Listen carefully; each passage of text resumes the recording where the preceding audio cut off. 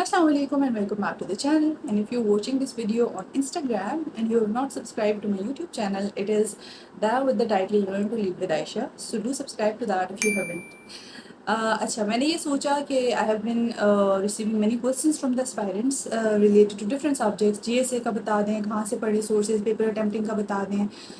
Then sometimes somebody is asking about Pakistan affairs. So I am starting this series which will comprise of more than 12 videos of course के जो subjects मैंने opt किए थे.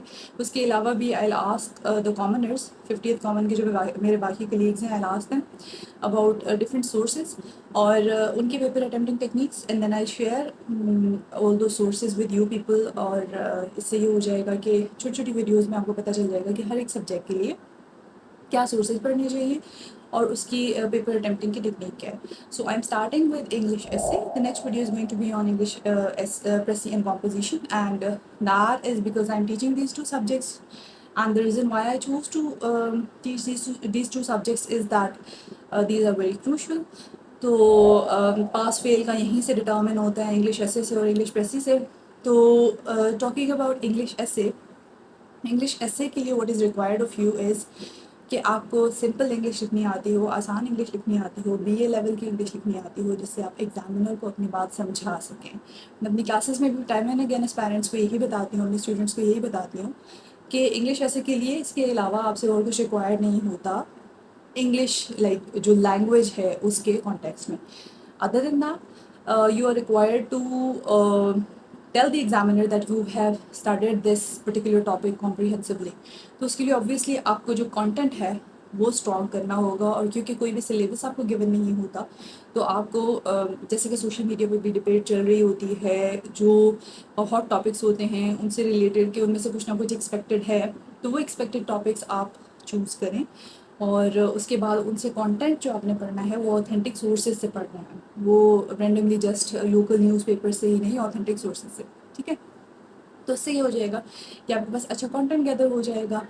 The third important thing about English ऐसे is evaluation. अगर आपको ये लगता है कि आपने इंग्लिश ऐसे लिखना सीख लिया है और आप उसकी एवैल्यूएशन नहीं करवा रहे तो you are making a big mistake. ठीक है, एवैल्यूएशन अगर आप करवाएंगे तो with the passage of time आपको पता चलता रहेगा कि क्या मिस्टेक्स आप कर रहे हैं. ठीक है, तो सबसे पहले हाँ, एक मिथ और है कि इंग्लिश ऐसे की तैयारी सबसे एंड पे करनी चाहिए क्योंकि तब तक बहुत कुछ पढ़ लिया होता है और आपके पास कंटेंट होता है. नहीं, आप हर एक पर्टिकुलर टॉपिक के लिए अलग से कंटेंट पढ़ सकते हैं. So it is not necessary कि आप सिर्फ और सिर्फ इंग्लिश ऐसे को बिल्कुल एंड तक छोड़ दें और निगलेक्ट कर दें.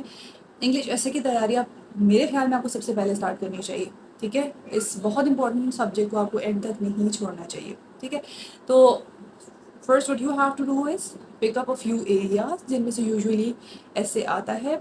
सेग्रीगेट कर लें. डिफरेंट एरियाज़ होते हैं, डेमोक्रेसी हो गया, water related issue, current topic से तो आते ही हैं एसेज. ठीक है, वुमेन ये जेंडर स्टडीज़ से रिलेटेड एसेज आते हैं. इनको आपने सेग्रीगेट कर लिया, उसके बाद खुद से टॉपिक बनाएं, उस पर कॉन्टेंट इकट्ठा करें, उसके बाद लिखें. ठीक है, the second important thing is लिखें. और लिखें किसमें, simple and easy language but correct English में लिखें. And the third step is evaluation. Get it evaluated, improve upon your mistakes और बस दैट्स इट. ठीक है, so that is all required of you in English ऐसे.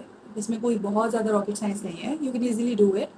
But the thing is that you will have to practice and you will have to bring in good content different अच्छे sources से पढ़कर. ठीक है, अच्छे authentic sources. जैसे मैं classes like content पे मेरी एक पूरी क्लास होती है जब मैं classes ले रही होती हूँ, क्योंकि उसमें मैं हर एक dimension से related authentic sources students को बता रही होती हूँ. तो sources आपके authentic होने चाहिए, आपने बिल्कुल random sources से नहीं पढ़ना. ठीक है, so if you follow what I have told you in the video, you are going to ace your essay easily.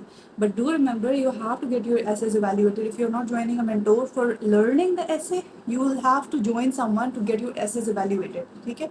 Evaluation is very, very, very important to pass your essay. So that's all about the SSI. Inshallah, we'll talk in the next video about our Pressy and composition paper. कि उसके लिए कहाँ से चीज़ें पढ़नी है और किस तरीके से उसकी प्रैक्टिस करनी है, so that you can prepare that subject easily as well. So that's all about today. See you in the next video. Thank you. Allah Hafiz.